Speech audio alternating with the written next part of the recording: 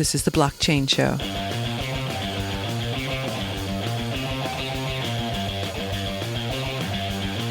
The Blockchain Show is a podcast that demystifies and promotes widespread adoption of cryptocurrencies and distributed ledger technology. Episode number 33 with James Drake of Embermine, interviewed by our very own Steve Anderson. Mr. Anderson. Today's episode of The Blockchain Show is sponsored by Coinigy. Coinigy is an advanced Bitcoin, altcoin, and cryptocurrency day trading platform compatible with every major cryptocurrency exchange. Manage all of your exchange accounts under one simple interface while taking advantage of Coinigy's full-featured analytics and trade execution tools for cryptocurrency trading. Learn more at Coinigy.com. Are you looking for an easy way to buy Bitcoin or Ether on a safe, secure platform? Coinbase is the easiest place to buy and sell digital currencies. Sign up today as a friend of The Blockchain Show, and if you buy or sell $100 of Bitcoin or more, you'll earn $10 of free Bitcoin for yourself and $10 of Bitcoin to support this show. Join now using the link in this episode's show notes at theblockchainshow.com. Tell us a little about who you are and what you do. Okay, yeah. My name is James Drake. I'm CEO of Embermine Incorporated.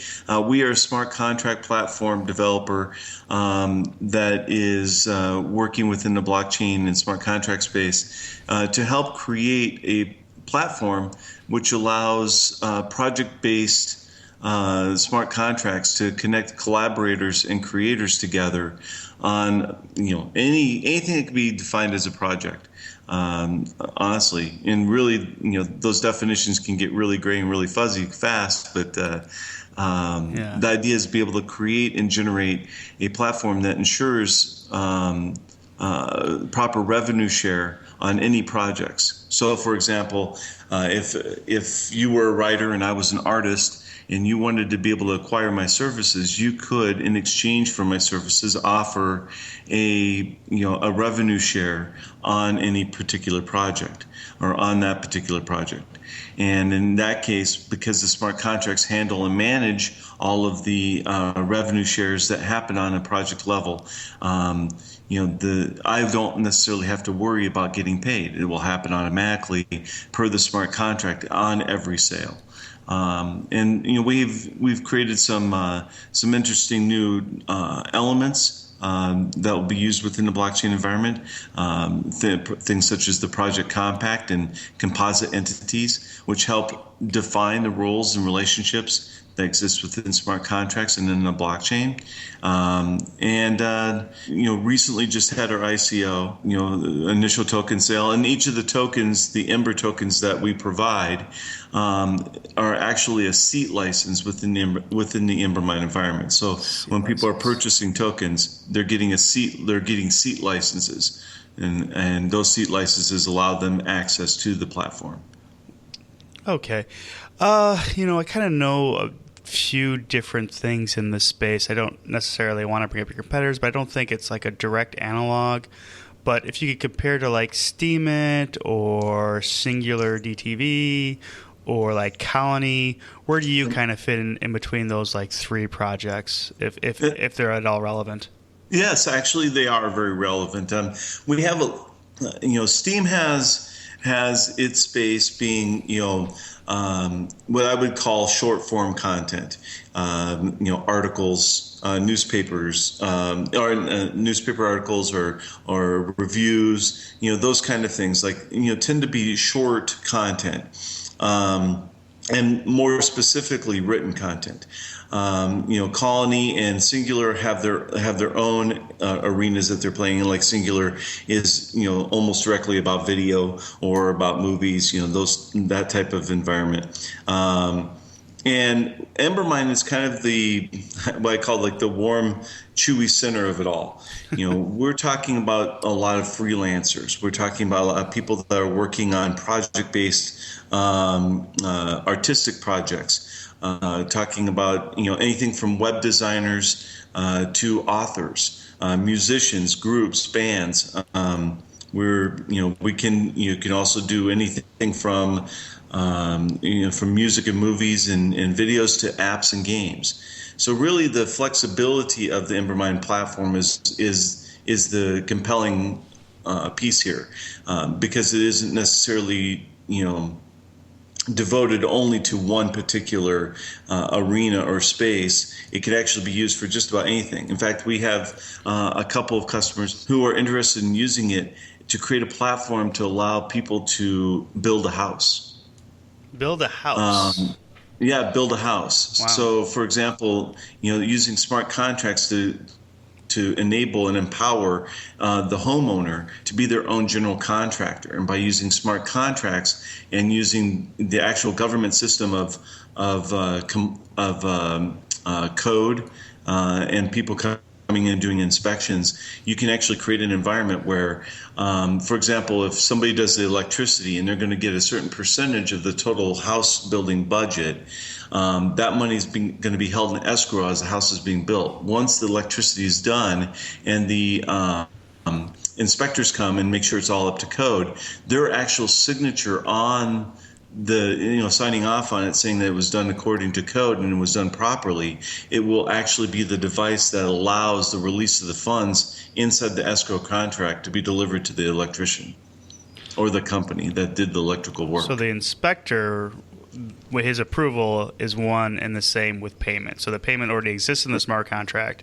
Once the work is completed and approved by the inspector, automatically sends the payment out.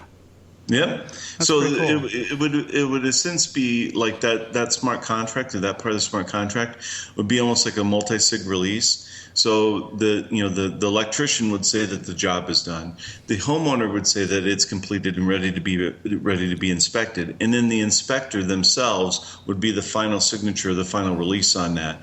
Once you've had all three of them, the funds get released automatically, and that kind of removes a lot of the friction that exists, especially in the contractor industry, because of the number of individuals that sometimes they get work done fast. Some people can approve or disapprove or disagree on what's been completed and what hasn't been completed. By doing it this way and ensuring that all three steps have to be done, not only ensures that the proper methodology has been done from from a code standpoint, from a regulations standpoint, but also defines very clear points of when jobs were completed and accomplished, and that helps for record keeping and anything that may come up down the line, whether it be just a warranty issue, for example. If there's something like that that's involved, you can have a very pinpointed date when the job was completed, when it was finished, and anything that has to do with real estate or housing or anything like that. It's always good to have all that information. Wow, very, very cool. You talked a little bit before we were able to record about how part of what you do as a CEO is you have to kind of explain to people the benefits of using the blockchain and kind of make it as simple as possible for some people. There's also I've noticed a lot of companies, they kind of obfuscate those details, so they may not even know that they're using Ethereum to do something. There's like a gas company that's doing it in Germany. Sure. Can you kind of talk about like the balance and how like Embermine both what sort of details they're obfuscating from the consumer, from the artist, and how how you are at the same time being part of the education Sure. of it. Well, and that's a really good point, that you bring up there, Steve, is that, a lot of companies, really technology in general, the vast majority of the people in the world don't truly understand the technology that allows the things that we take for granted to work every single day. Cell phones are a perfect example of that. There's technology that's involved in cell phones, all the way from the batteries to, just even how it gets a signal that, 99.9% of the world has no idea how it works. They just know it does. Right. So the first key component to educating customers is you have to have something that works. You have to be able to show and demonstrate to them it's going to work in a certain fashion that's predictable, and if it doesn't work according to plan, or if it doesn't do something that like it's meant to, that's very easy to be able to either get help or to understand what the problem is.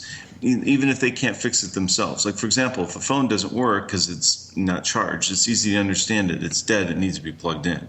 That seems like an oversimplification, but really there's so much that happens with technology today, especially when you're starting to talk about things like blockchain and smart contracts, that will be really confusing for the average consumer. So what we do instead is that we obscure the things that they don't need to know and would only confuse them, but provide them completely open and transparent capabilities of being able to see it if they do understand it. So we're dedicated to an open source protocol for development, which will allow individuals that do understand and know and can appreciate, the technology, the underpinnings of the technology that exists with it, to be able to review it, audit the code, even make suggestions on how to make it better. On the other end, from the consumer side of things, especially with the everyday user, we're building it with a UI, with the idea of, we're going to give them, tools that they expect. And we're going to provide them with an interface that helps them, that helps them really kind of gather the information as quickly as possible for themselves, or be able to implement the actual tools within the Embermine platform in an intuitive way. So, for example, smart contracts are a perfect example of something that the average person in the world won't have any idea how to create. So a lot of people, when you talk about smart contracts, they can understand just based off the terms and the terminology being used of what's being talked about. But they don't have, the general public has no idea how to actually create one. In fact, even myself, who I've been working in the industry for, with, internet and programming code, I couldn't build a very deep smart contract myself. We have partners, Monax and Consensus, who are going to be helping us with that actual, layer of technology and providing that for our platform. But the key component here is that, then what makes the Embermine platform special, in my opinion, is that we created a means to make it so where people can create smart contracts. They know that they're creating a smart contract, but they're not coding. So similar to what you see is what you get editors like Dreamweaver and so on and so forth that existed and grew out of the internet, the internet boom in the 90s. We are creating a what you see is what you get, or what you see is, we call it what you see is what you sign. Oh, what you see is what you sign. Okay. Yep. Editor, which allows individuals to be able, because most contracts, there's a whole bunch of boilerplate and then there's a bunch of variables. Right. So those variables are very easy to define, especially when the two parties are going to be involved in the project that's going to be involved in the contract. Those, the variables become fairly apparent. Now, those variables could be, again, as the word indicates, could be any variety of a wide range of information, from dates, times, percentages, names of people, the names of the project. All these different elements help create that contract. So most people understand what they want. What they want is, I want to be able to give this artist 10% of the sales of my book for doing the artwork that they have to have completed by June 1st. Right. Now, people understand that. They can intuitively understand what that agreement means. And one of the biggest sources of friction that exists for the freelance industry, and really for anybody who's trying to do work on their own, whether it be on a freelance method or they just want to help out a friend or anything like that, is money and expectations. And by being able to automate those two things, and you really kind of simplify the terms, you make it a whole lot easier for individuals to be able to understand not only what they're getting involved in, but feel comfortable in doing so. And it removes a big part of the friction that exists in most, independent or freelance level work. The instrument of trust before this point was always money. So if you were an artist and I'm an author and I want you to draw create a picture for me for my cover of my book, there's instantly friction there. no matter how good our relationship is, I either have to pay you up front an amount that some arbitrary amount that you've decided is a value for your service. Right. I either have to pay you up front and then trust you to do the job, or you have to do the job and trust that I'm going to pay you. By removing that out of the question altogether, so I create a smart contract that says I'm going to give you. I could even give a small portion up front. I could say I can give you, $50 plus 10% of all the sales of the book for life. Now, for some books or for some artists, that's going to be a great deal. For some, they may think, "Wow, sounds like I'm kind of leaving some money on the table."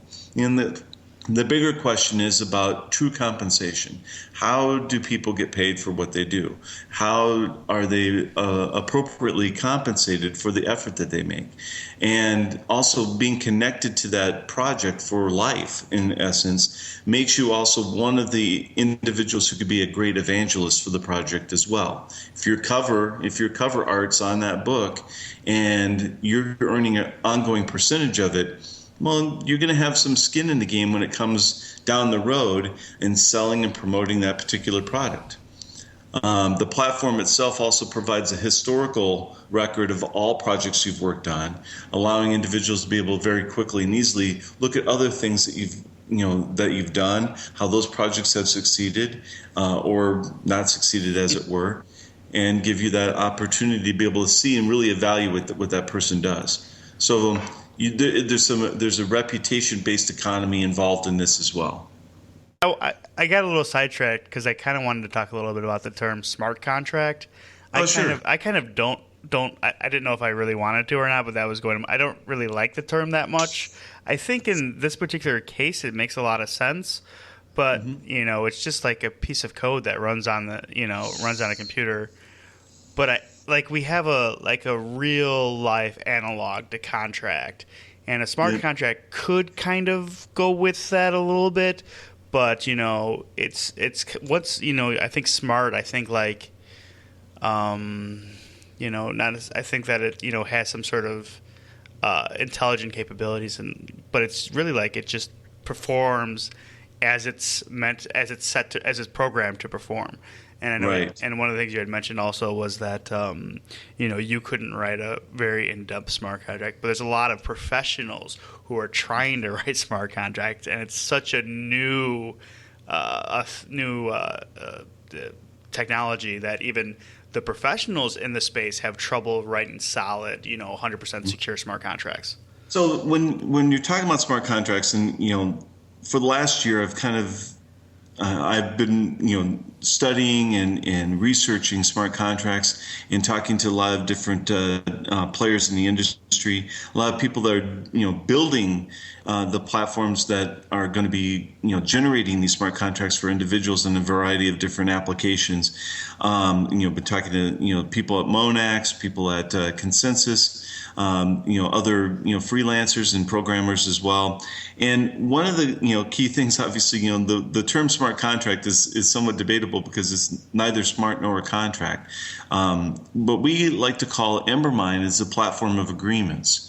So we're making agreements here. We're essentially replacing what I would consider to be the most common agreement that most people will do, the handshake agreement, where I agree I'm going to do something for you and you agree to give me some sort of compensation in return, or maybe even do something in return for me. These agreements, has been proven over and over in court, are legally binding. What we're doing is we're giving it a backbone which allows individuals to be able to understand what those agreements are. And quite honestly, when it comes down to the nuts and bolts of how any creative endeavor or any project or anything that has to do with an IP or anything that is concerned, most of it has to do with chain of authority. Where does my responsibility begin and end, and what is supposed to happen when things work out right, and what's supposed to happen when things don't work out right. So there's lots of different parameters that have to be discussed when you're talking about how agreements are set up, especially in the digital world.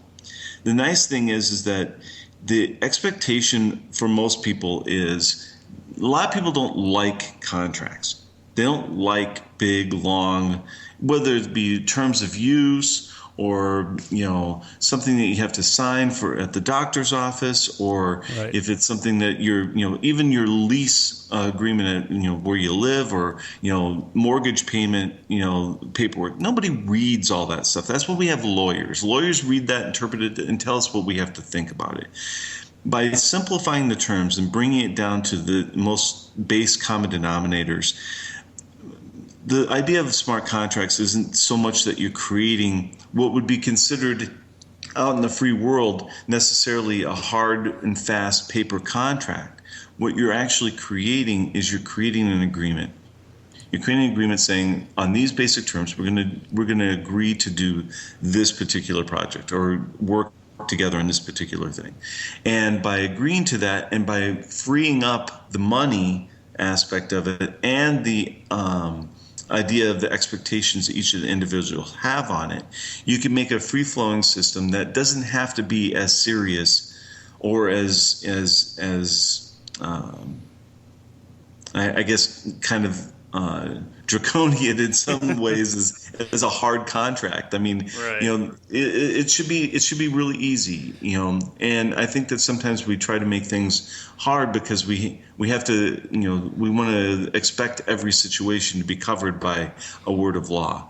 And in this particular case, it's very, very simple. If you don't do the art by June 1st, you're not going to have the smart contract initiated. Right. Now, there could be some questions on whether or not you've completed the job. You may say you have, and I may say you haven't.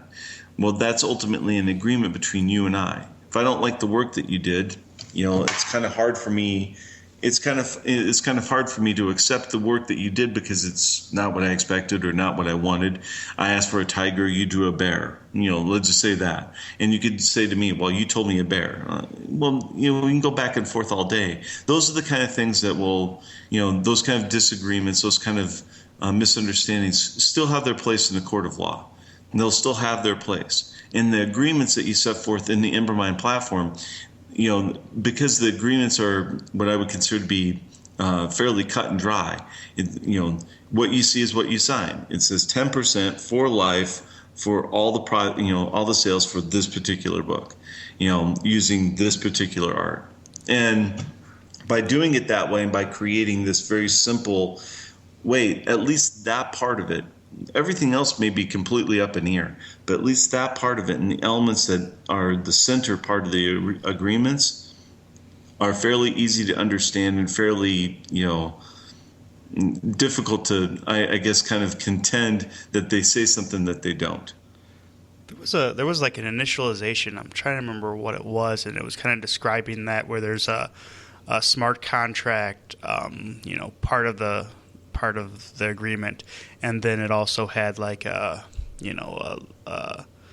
legal or a real world backing to it, and it was like, do you know what I'm talking about? Or yeah, I mean, there's a lot of people that were talking about the, and one of our, we have somebody that said we're bringing on as general counsel for Embermine.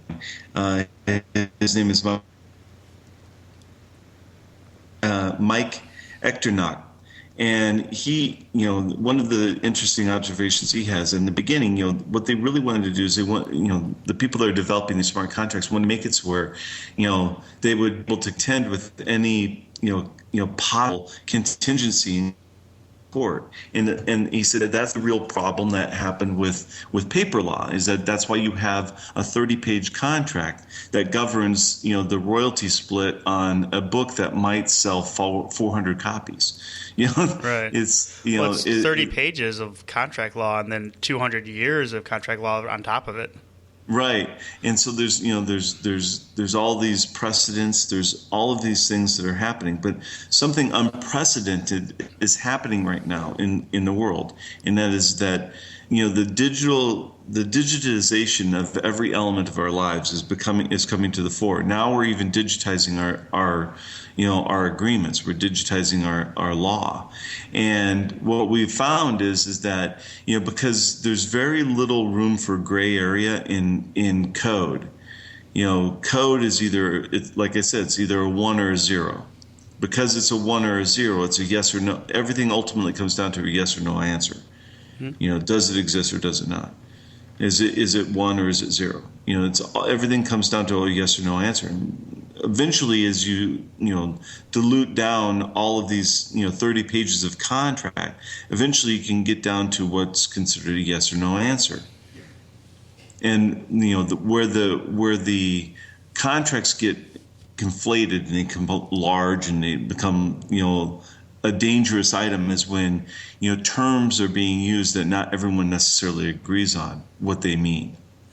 And because the English language is being used, or for that matter any language honestly, is being used in the contract, intent of the word is as important as the word itself. And my experience in law, my experience in dealing with such things, intent is the biggest problem with most people understanding what they're signing. Did you have a background in law, or?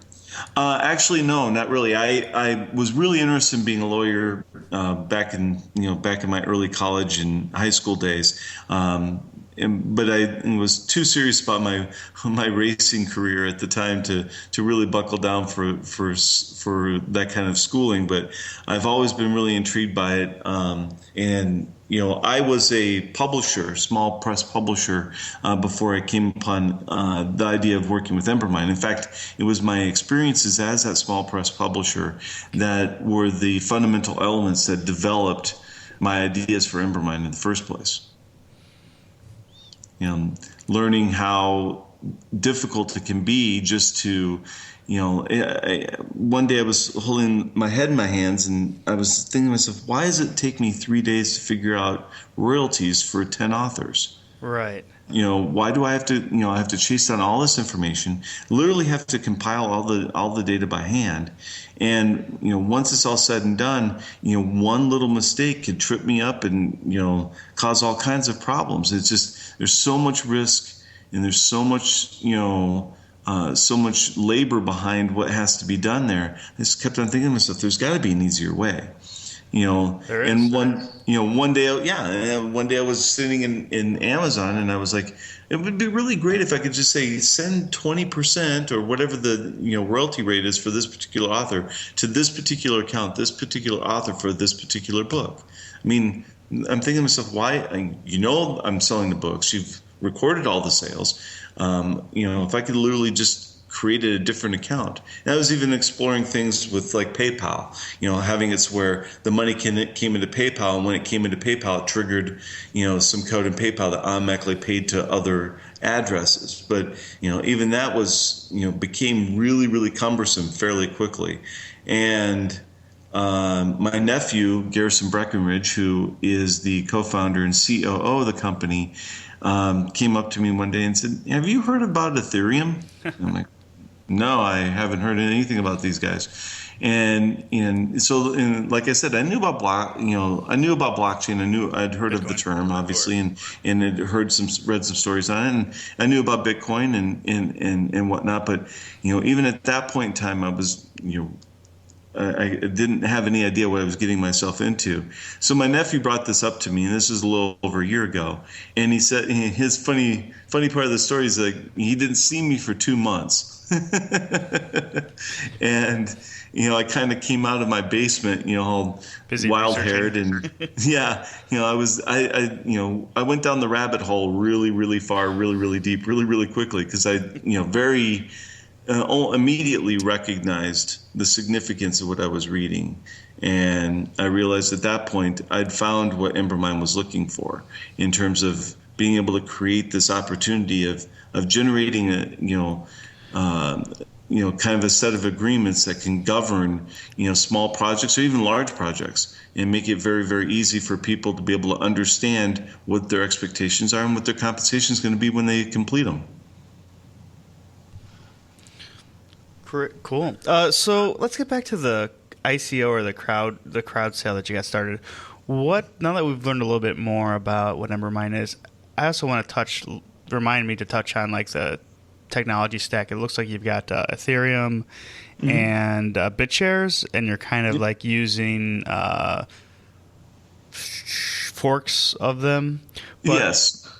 Do you want to handle that question first, or the ICO stuff?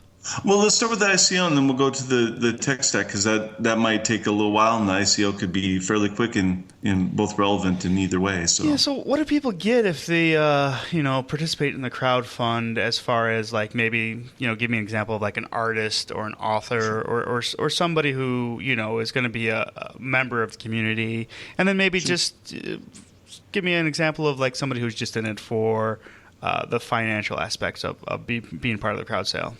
Great, and the nice thing is that they're dovetailed together fairly nicely. An actual person who's going to use the environment, and that isn't to say that people that aren't going to buy into the crowd sale and purchase tokens through the crowd sale aren't going to be users, but I suspect that for the most part, they're purchasing the coins with the idea that they can resell them to users down the road who want to be part of the Embermine environment. Because each token that you get, so what we're selling in our ICOs is called an Ember token. That Ember token, EMB is the call sign for it, is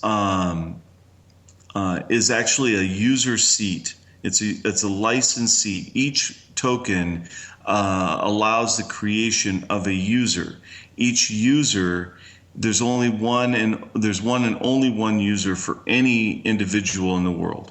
So when you go through that, we actually are using an in-depth identity management and digital identity creation process. It's kind of cobbled together from a number of sources, and we'll talk about that in the technology later. But this actual Ember token will be removed from circulation and fused to your user ID as essentially a key, which allows you to access the Embermine platform. So when you're buying the tokens, you're actually buying user seats. I like to use the example of imagine if you had a stadium with 100 million seats in it, and each seat has, there's a token that says you can sit in a seat or wherever it is.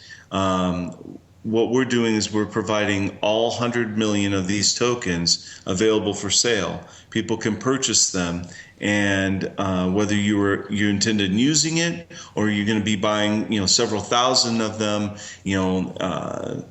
for a fairly low price. With the idea that you can resell them later to individuals who are interested in joining the environment.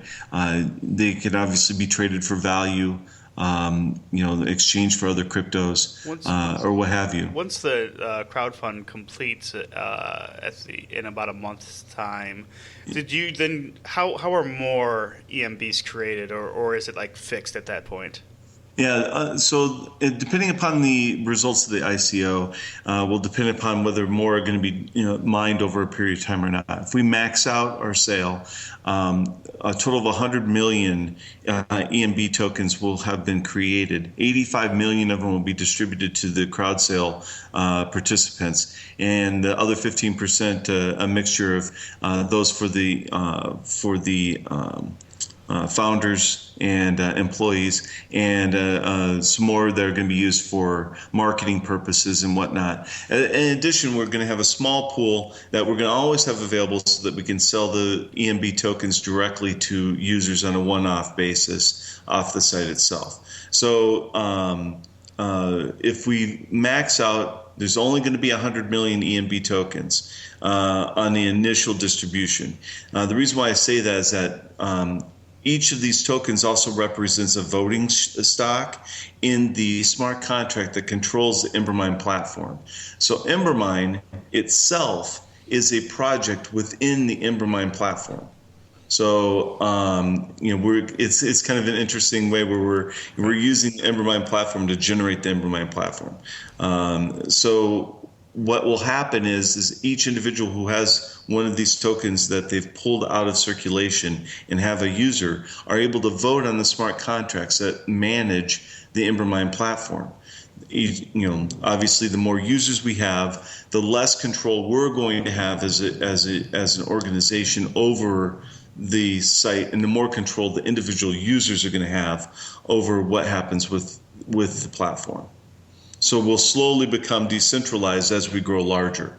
Now, at some point, let's say we hit, and just for the sake of argument, say we hit, 80 million users, and there's only, say, 10, 15 million unattached tokens available, and that supply becomes smaller. Obviously, it's a large environment at that point. It's more valuable to be in the system.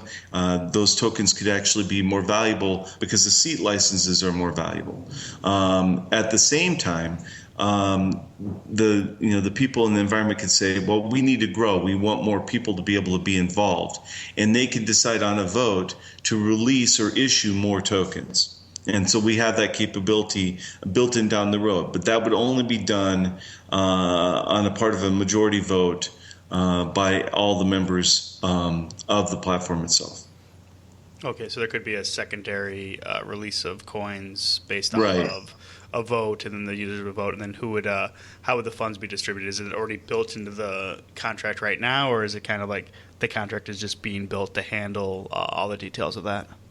That's being built to handle all the details of that when we get to that point. So, like if a secondary release of coins is ever initiated for any reason, the terms of that release and how that would work, my initial thought and my inclination would be in that regard is that the funds that are received for that release, for that secondary release, would be split by all the shareholders or the token holders within the environment itself. Okay.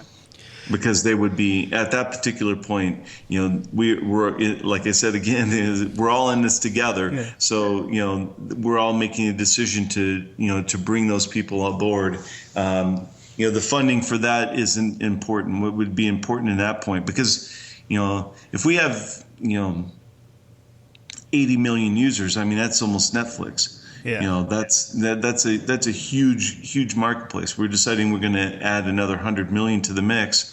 I mean, I don't think that's going to be I don't think we're going to be in a situation where we're going to be worried about funding. It's more going to be about allowing the platform and the members of the platform to be able to have access to more members and bring it to be even a more worldwide opportunity for people. Okay. So I'd like to jump back to the tech stack for a bit. You had mentioned the user identity management system, and you're kind of using a few different things. If you're working with Consensus and Monax, I think Consensus is I even forget what Uport. I don't know. Yes. We don't talk a whole lot about Monax on here. They used to be like Iris Industries, and that's Byron Preston. Is that the main guy, or is that a different company? Preston Byrne is the general counsel for them, and he's probably one of the more I guess kind of one of the more visible players in the market, and especially because of his stance actually about ICOs. He's very outspoken about them for a variety of reasons.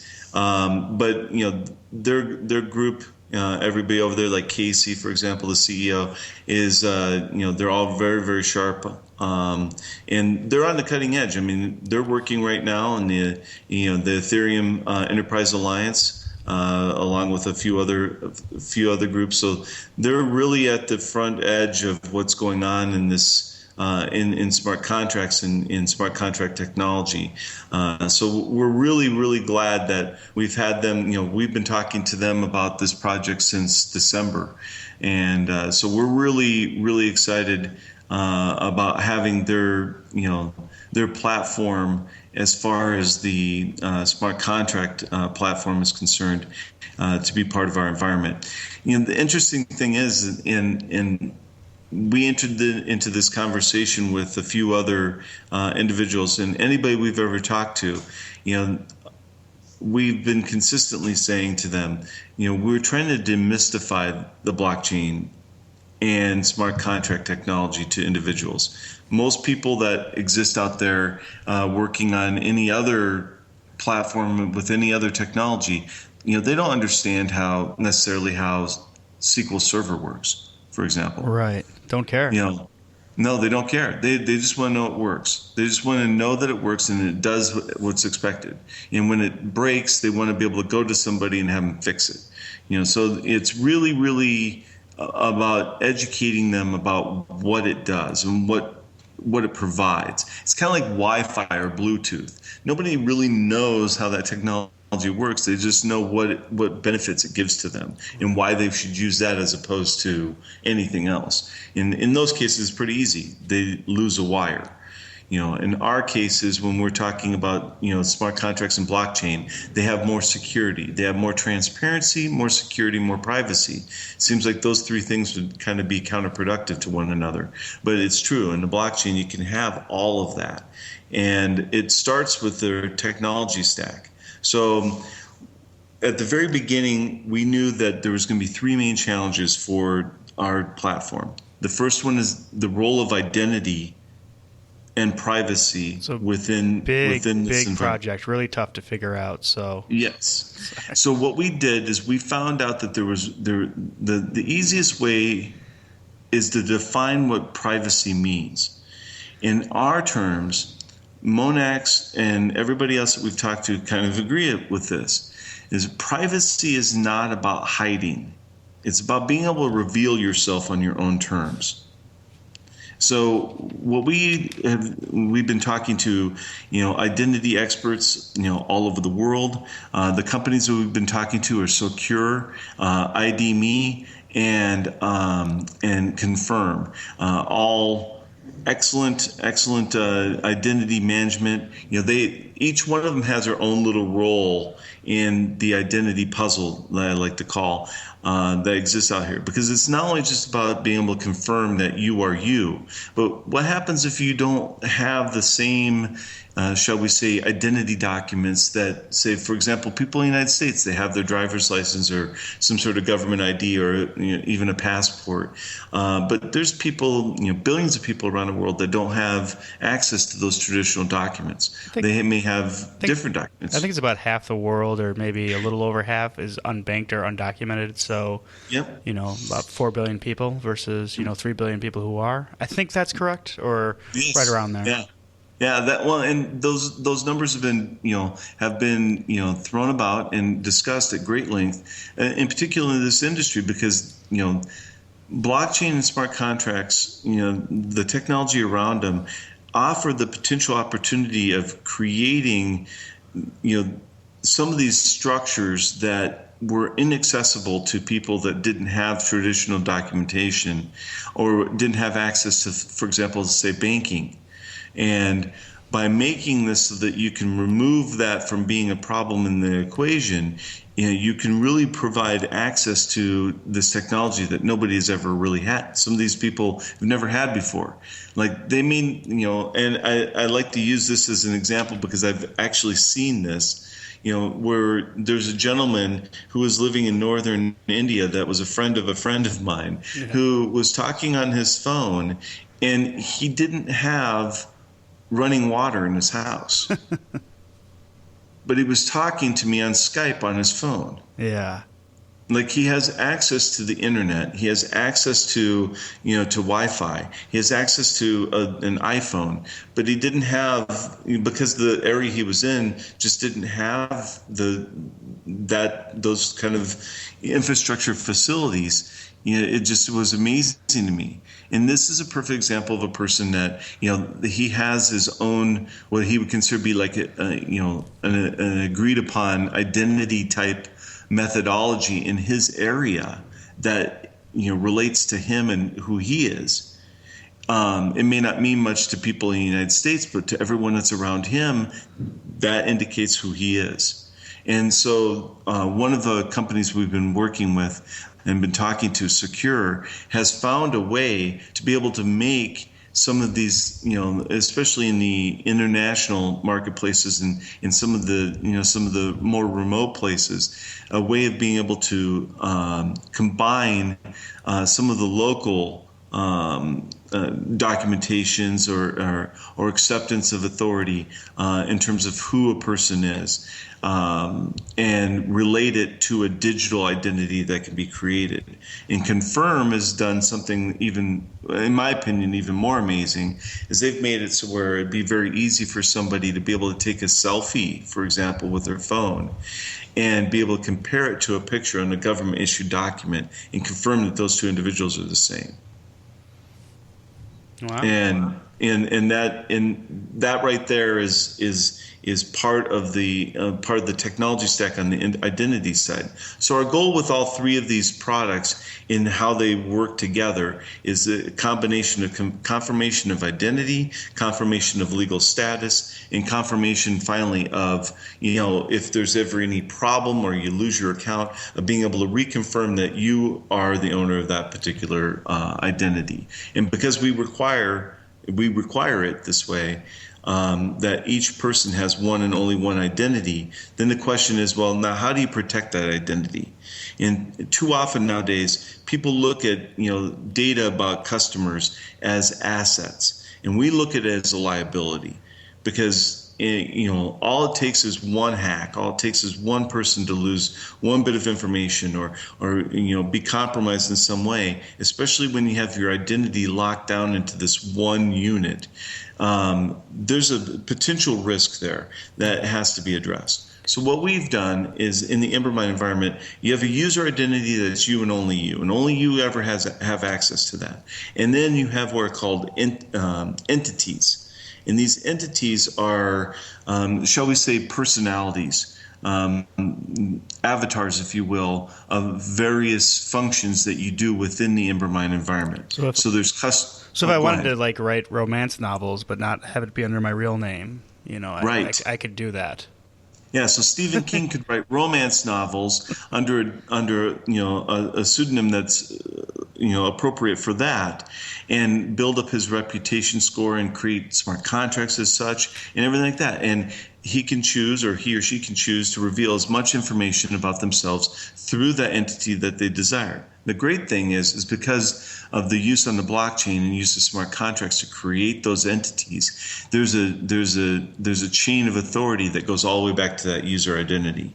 And so if there was, in the case of, let's say, whether it be for compliance purposes or legal purposes, or let's say there's even some law enforcement questions that have to happen, with proper authority, you'll be able to reveal back to that user identity and be able to hold somebody accountable for it.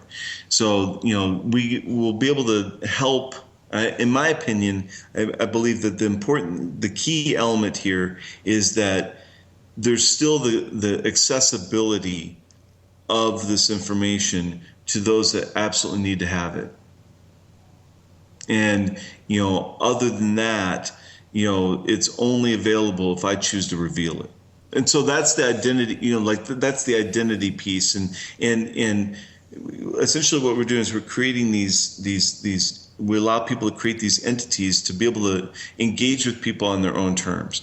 And, if you do something wrong, you do something illegal, you have to actually go through a process. It's kind of like in our, how we view it, it's sort of like how an iPhone is. The iPhone has a lock on it, and it can't be compromised. Unless you choose to give it up, nobody can get into your phone.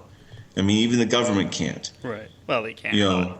Well, they can. But the process that they have to do that by is a very transparent, should be a very transparent, very obvious process.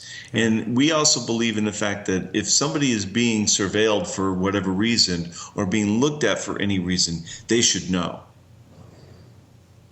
The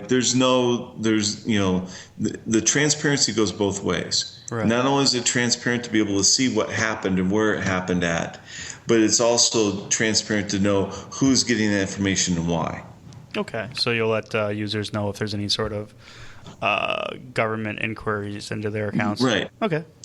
And I feel like that's an important thing, because that provides both things that ultimately we all want. Right. We all want people to be accountable for their actions, and we also want people to be able to know for example, who's snooping around? Right. How does BitShares and Ethereum fit into your project? Okay.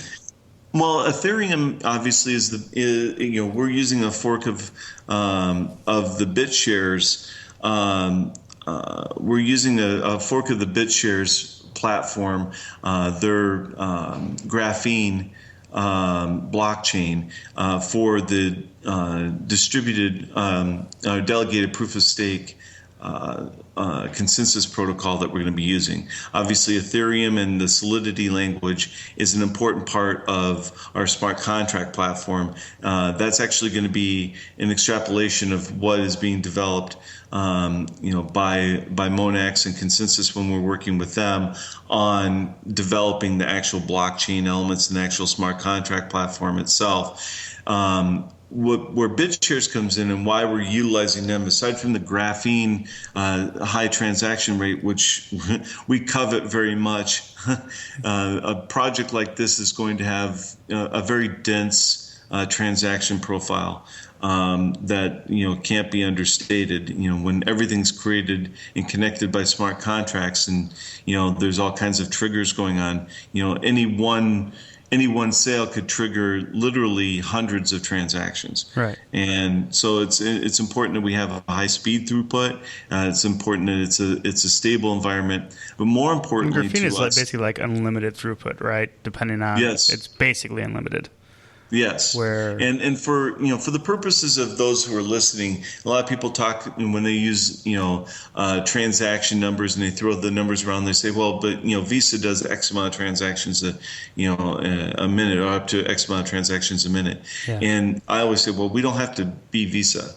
We just have to be us. As long as we can cover our transactions, we're not trying to cover transactions for ice cream cones in Europe or anything like that. So there's lots of things that we don't have to worry about, but there's lots of things we do have to worry about. So transaction speed and transaction density is important to us. So we're looking and we're utilizing the advances that BitShares have been doing in that particular arena to help forward that. But additionally, the BitShares network also provides us with a third element that's really important for our platform, and that is liquidity of the assets for the users. So obviously, freelance users in particular, indie users, really anybody who's doing any kind of work, they want to get paid. They want to be able to buy their groceries or pay for bills, pay their rent, and do whatever, even leisure activities. Right. And because of the way that the revenue shares work, I never hold anybody else's money. I'm only getting mine. So whenever a transaction is processed, the money never goes into like one account and then gets distributed. It gets distributed ahead of the time. So the money I have is mine. It's mine to do with what I want with it. Well, how do we make it so it's easily accessible to the user? BitShares and more recently some conversations we're having with Token, the new card that's out there right now, is giving access to essentially like a debit card like process, which allows individuals to be able to use a debit card that we have what's called Sparks. That's our interior transactional coin of value. So the Embers are the seat licenses and the delegated proof of stake coin. Okay. So Sparks, Embers are a separate coin that's going yes. to likely be running its own version of BitShares, or like a forked version of BitShares. Yes, and that'll be the delegated proof of stake environment that will be running the consensus protocol. And then a lot of this is still in its like development phase, where it hasn't really been built yet. It's just been kind of like talked about, and we have ideas, but really you're going to depend on Monax and Consensus to really build this. And you're using the crowdfunding funds for this building? Yes. So we, just like the platform itself, we're using a collaborative environment. We are teaming up with development teams, in every area of the platform development. We have our own internal, our job, what we're good at, what the Embermine team is good at, is creating user interfaces. half of our team is from the financial services industry. Actually worked in the banking industry in developing ATM technology and accessibility to everything from payment structures to banking, mobile banking apps. So we're utilizing some of that,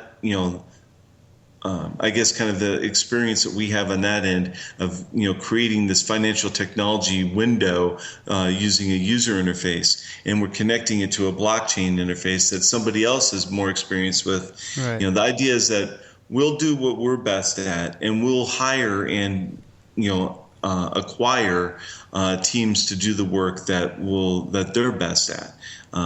Again, the blockchain and smart contract environment, we want it to be an important part.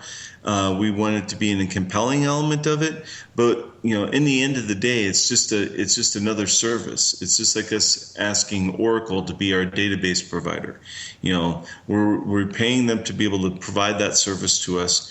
And over time, obviously, as we build our internal team, we will become much stronger internally with being able to manage and handle those particular aspects of the technology itself. But for the here and now, there's no better people than the people that we've selected that provide these services. From the BitShare side of thing, the idea is that with the Sparks, which are our internal coin, which is going to be pegged to a US dollar through the BitShares network. Yeah, how do you do that? Well, BitShares actually uses their DEX, their internal decentralized exchange system, to create pegs between various token assets. And by doing that, for example, BitUSD is a BitShares asset. Yeah. BitUSD represents a number of BitShares that would equal $1.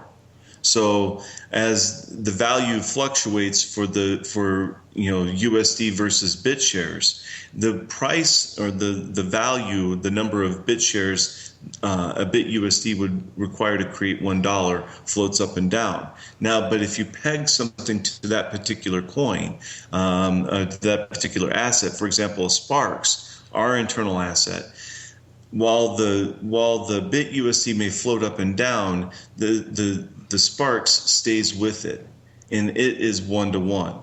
So one Spark equals 1 BitUSD, which happens it may equal 700 BitShares. Right. Whatever that would account for $1. Is there ultimately some stash of USD stored somewhere that backs this, or? Actually, no, and that's the great part about it is unlike Tether, which we've learned over the last couple of weeks, represents a huge counterparty risk for any kind of asset-backed coin. Do you know what they're trading at now, like 93% or less? Sorry to interrupt you. No, and you're absolutely right. Like that's a perfect example of a problem that exists with that kind of protocol, is that you're too reliant on the traditional banking system to be able to manage your funds. And in my opinion, it's kind of like, whenever you have a new technology, you always have there's always this resistance to want to be able to hold back to the status quo. Any technology, whether it be radios or TVs or cars or telephones, like the whole reason why Africa for years was the highest per capita usage of cell phones was because it was a new technology. They didn't have the infrastructure to build huge telephone networks there. But in order to get everyone connected, all they had to do was throw up a few thousand towers in Africa, and now they have all that population available to cell phones within a few years, as opposed to decades it would have taken to build the infrastructure otherwise. So what we're doing here and what we're talking about is we're talking about a new infrastructure method. We're talking about a new way that people are going to be able to access this technology. And it's very easy to get bogged down in all the technical details for it when you're talking to the users and have their head swimming. But the key of it is that in the end of the day, once it's all said and done, when the platform is up and running, every user is going to receive a debit card. And that debit card will be just like any debit card they get from a bank or from PayPal or from any place like that. Is that through token or? Yeah, it will be a combination. Where we're at right now is because of the obviously the big splash that's going on with Token right now. Their ICO just completed. I believe they funded out in one day. And the connections they're making in industries with companies that are very similar to us, like Singular TV and whatnot, makes it an attractive choice for us. We can still use the BitShares network to provide liquidity in other ways, especially when you're talking about cross-cryptocurrency exchanges. But at the same time, using the token capability to enable essentially a debit card access in real time to our environment is too good to pass up. So we're going to be utilizing both technologies in our environment. So you talked a little bit about Ember, and you talked a little bit about Spark. Spark is just a pegged USD. What's the third one? I think there's a third one, right? Yes, there's another transactional. Oh, I shouldn't call it transactional. There's another unit of power in the system. It's called heat, and this is the part that's very similar to what you see in like Steam. And what heat is, every interaction between entities requires an amount of heat. So whether you're creating a review as a customer, or you are kind of reviewing an experience that you had with a certain collaborator or artist, or liking a post, or anything, even following a particular item, or a particular individual or artist or group or collaborator. Every interaction that you do is going to require some amount of heat. Now, when you do that, so for example, like writing a review may cost 5 units of heat. When you pay that, you remove the heat from essentially your account, right, and you're giving it to somebody else. Now, give it to? Heat. Well, and that's how I'll explain it here. Heat is a representation of what I call respect or authority within the environment. More heat you have, the higher your heat index is. The higher your heat index is, the more visible on the platform you are. And not only that, but also the more capable you are to exerting certain levels of influence over various projects or items. So when you start the account, when you first start your account, everybody starts with a certain amount of heat that just gets generated by the platform itself. And by achieving and accomplishing certain tasks along your way of creating your user and creating your entities, you gain more heat. After a while, those rewards slow down quite a bit, but now you have this I guess pool of heat that you can use, and you can start interacting with other users, whether you be buying stuff or giving reviews or what have you. And as you add that, you may be lowering your heat level a little bit, but you're investing in the reputation of somebody else. And as they grow and as more people interact with them, some of the heat that they get from the group or from the environment is reflected back to the users that have recently interacted with them in proportion to the amount of heat that they've used. So a perfect example would be if I went to your site and I wrote a review about a book that you wrote. It may cost me 5 heat just to write the review. That's just an automatic. But I can also choose to add or donate 100 more heat, let's say, to really kind of emphasize that I really like this. I feel very strongly about this, and I want to promote this review and this product and this idea. Whether it could be negative or it could be positive. You could even promote a negative review because you really want somebody to see it. Now, it may give them a small bump in the short end as far as raise their heat level a little bit, but because it's going to, I guess sort of identify, a good review or a bad review by the other people who like it or don't like it and their heat that they invest into it, you're going to get some of that reward back for that effort, for that interaction. So every unit or every entity has what's called radiance, depending upon how active a user is within the environment and how much that work that they do within it in, say, sharing, information or doing reviews or whatnot will determine how much of their heat that they receive is refracted or reflected out to the environment itself. So, for example, you have a high activity person, say Stephen King, we'll just use him as an example. And if he's on the Embermine environment, he's obviously going to probably have a lot of heat because there's a lot of people liking his stuff, a lot of people reviewing his stuff, a lot of people buying his stuff. As he interacts with people, he can invest a lot of heat into, what other people are doing. Obviously, he's a huge influencer. His work or his efforts would be highly noted. His radiation that he feeds off, the heat that he feeds off, will be a lower percentage than, say, for example, me, or because he has so many interactions. But because he's doing so much volume, he's still reflecting. His radiance is still that he's putting out to the world is very high. But if you say you're one of the first investors in heat in that particular author, Stephen King in this case, or a particular book, all the other heat that comes in, you're going to get a little bit of that back. So the net effect would be that you would go up in heat by representing, following, liking, reviewing other highly rated items. And in finding even, like, for example, like new people that don't have a lot of exposure at that point in time, you can invest a lot of heat to build up their exposure level. And as people approve of that and come in and agree with you, you're going to get more or a larger share of the rewards than other people do as far as heat is concerned. And you can build your own reputation just by finding great stuff out there, just like Steam does. But there's no... Or Yours Network or any of the others out there that do similar models. But there's no... Is there any direct monetary value of heat? It seems like the embers there is and the sparks there are, but not in the heat. No. It's just kind of like fuel for the platform. So if you're interacting on the Embermine platform, you have to use heat. There's no way around it. Yes. And the key component of it is that there's no direct monetary value. You can't buy heat, so you can't buy your reputation.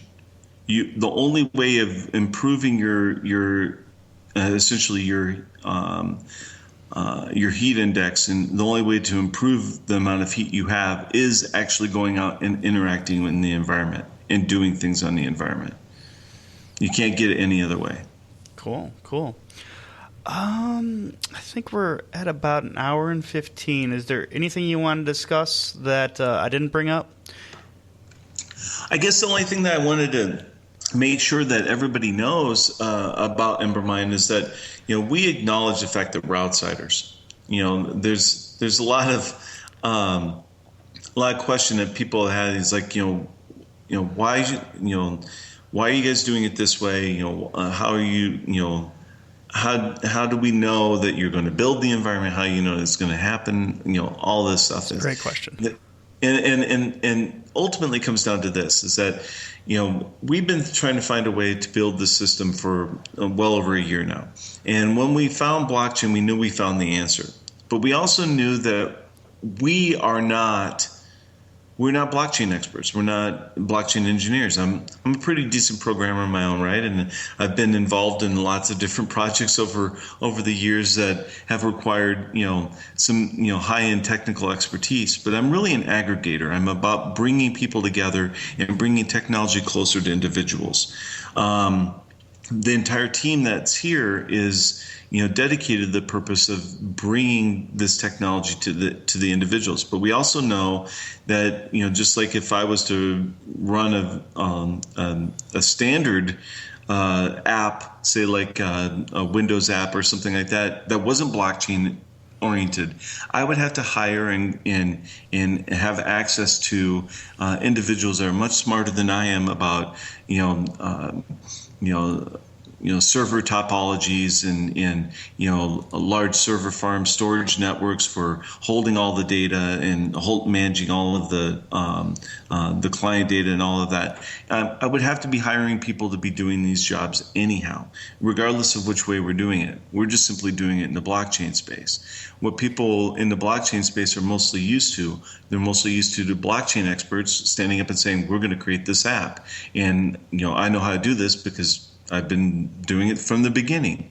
But I think that we also represent a nice outside interest here in that, there's going to be more of this. You see it already with Microsoft and their alliance with Ethereum. Yeah. I mean, Microsoft, one of the largest tech companies, if not the largest tech company in the world, and one of the most influential. They needed Ethereum. They needed those guys because they don't know this stuff like they do. So they had to enter into some sort of partnership with them in order to be able to achieve what their goals were. So we're simply doing the same thing on a much smaller scale. I wonder if you're the first or only company out there that really is heavily using, different consulting firms or different players in the space to really handle most of the blockchain stuff, but just have a good core competency team of, the space that you're trying to enter into. Mm-hmm. I wonder if that's true, or if there's. I can't really think of too many. I can't think of any off the top of my head companies that have a similar structure that are really their core competencies aren't necessarily in blockchain, or they don't really have. But they have all the connections and all the. They have a plan. They have an idea. They know they have a vision, and they know that blockchain is the solution to that vision. And it's different. Do you agree or disagree, or do you know what I'm trying to say? Yeah, I do. To be perfectly honest with you, Steve, I don't believe there's anybody out there doing what we're doing right now. Right. In a lot of different ways. Well, that's true. Like there's, like Singular. You talked about Singular and some of the other companies out there that are doing similar smart contract platforms. Especially in the entertainment industry, and there's quite a few of them out there. They're popping up every single day. I find a new one, and the one thing I think that most of them are different than us from is that, what we want to create is we want to create what we call the operating system for a creative lifestyle, or for a project-oriented lifestyle. We want to make it so where this is kind of like your base of operations, regardless of what your project entails. This is how you're going to interact with people. This is how you're going to find your collaborators. We take the best elements of, say like LinkedIn and its professional network and being able to see a history of professional intent that any individual has. In, Embermine, any collaborator, all the work that they've ever done is going to be right out there, which is both good because you could, be wandering through somebody's work and you can say, wow, I really like that. I want to buy it. Or for that matter, just being able to see everything that they've done, both good and bad. The work that they've succeeded on, the work that they haven't done so well on. And some people don't like to have that out in the open. But in this particular case, what this really, really develops for people is the sense of accountability, the sense of, what they do is part, both good and bad, as part of the learning experience that they have had in knowing how to be better in the future. Right. And, with this collaborative atmosphere that we're doing, we're really trying to do the same type of thing. Consensus and Monax and Secure and the people on the BitShares development team and Token, they're all much more knowledgeable and better at knowing the peculiarities of their particular area than I ever would. Even for years, I could study for years and I won't know what some of these guys know. And because the ball's already rolling in that area and it's already moving forward, as the Embermine project develops and as we work with these teams, we will become, more integrated with them. We'll have more internal use staff that will be, directly, responsible for some of these tasks. Right. Eventually, the Embermine environment and all the tools that are associated with it will slowly but surely no longer resemble the initial tools that were created with it. We're always about developing and evolving into what Embermine and its platform is going to be. And we are also dedicated to using an open source technology and topology for our relationship with the open source community to allow them to be able to create, even third-party apps that can be utilized right directly within the Embermine environment, or even used, in theory. We've talked about, the day that we realized that somebody built or created an Embermine account to create a replacement for Embermine. That's funny. And just the idea of like how many different layers that can exist within all of this. The key to this, and the reason why we're able to do that, is because we're not required to do everything ourselves. We're required only to do what our part is. Monax will do their part, Consensus will do their part, the BitShares team will do their part, and what our job is to tie all these things together and kind of create what I call skin to hold everything together, and that skin is the user interface. Our job is to make this accessible to the user.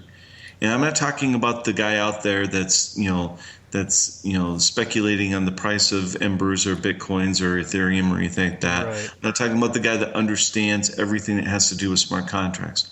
I'm talking about that person, Joe the plumber out there, who for whatever reason got out of his journalism career in college and decides he wants to write a book now at 45 years old, and he's been bending pipes for most of his life. He doesn't understand computer technology aside from what his cell phone does.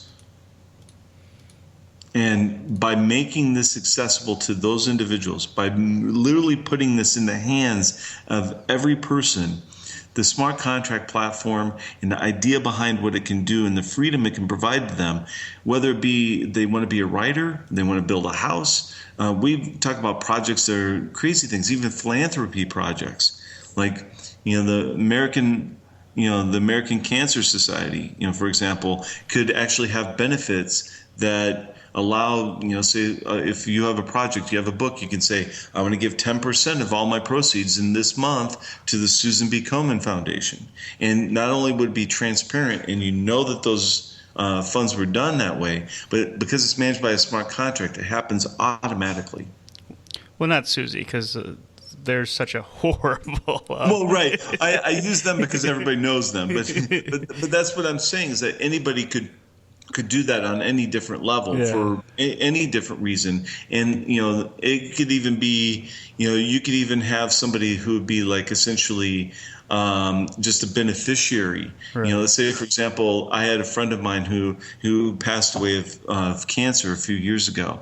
And they had this, this big benefit to help defray the costs of his treatment and help his family out. Well, we had several authors all bind together and create a book that helped pay for some of his medical bills and his hospital bills, and even give a little money back to his family. We all donated our time for that particular project, but we really had to trust that somebody was going to do it. Like, we did all the work and we put it all together, and once the book was out there, we had to trust that the guy who was administrating all of this and receiving the funds from Amazon was actually putting all that money to that person, or would do it. Yeah. Here in the Embermine platform, you could get a group of authors that come together and create let's say like an anthology, and as soon you get a small revenue share in the front end, just for their effort, but then in the long term, the money goes directly to this particular cause or this particular idea. After talking to you today, I'm really excited for this platform. I think it has a lot of potential in the space, and I hope. What sort of funding goals do you have as far as the crowdfunding goes? Our minimum is set at 200 Bitcoin, and a maximum of 4,000. So 200 Bitcoin's the minimum. If we don't hit the minimum, the escrow account automatically refunds all the purchasers. We have a 4,000 Bitcoin cap. Obviously, we set a lot of these numbers up back when Bitcoin was at like $1,000 or $1,100, and things have changed since then. But we're going to keep it at that. We had our original token sale launched a couple of weeks ago. There was an issue with some of the code that was allowing transactions to be accepted properly, and even the sales widget on the website was down for several hours through no real fault of our own. But we ended up having to stop it just because nothing was getting accepted after the 15th of April. So we were confused as why that was happening, so we had to shut down. We took a look at the code and realized that what had to be fixed couldn't be fixed without taking the whole thing down and stopping it. So we decided we were just going to kind of revamp. At that point in time, we were using Ethereum as the unit of currency that we were accepting. We've actually changed that now towards Bitcoin. Main reason is one of the big complaints we had from a lot, especially of our international purchasers, was that we weren't accepting Bitcoin. And with Ethereum jumping 10-20% over a weekend or whatever, it became pretty clear that we wanted to make sure that we weren't putting people in a position where they're trying to decide whether they should hold their ETH or they should buy into Embermine. So we went with Bitcoin, just make it the widest network possible and go from there. Great. Well, I wanted to thank you, James Drake, for joining us from Embermine. Yeah. I think it was a pretty good show. Thank you, Steve. Yeah, Steve, I really appreciate it. And like I said, if anybody is interested in finding more about us, you can find us on our website, embermine.com. We also have both Telegram and Slack channels. Feel free to reach out to us. I mean, literally anybody goes on the Slack channel and sends, puts the most message out there, within a few minutes, they typically hear from me. So, feel free to discuss anything you want. Ask us any questions that you have. Also, we have many videos on YouTube as well as on our website. Talk a little bit more about the project and doing some deep dives in some of the technology surrounding it. As you can tell, I can talk for hours about this, and it wouldn't be a problem whatsoever. It's been definitely an interesting conversation, and I can't thank you enough for joining me today. All right. Oh, thank you, Steve. All right. Thank you much.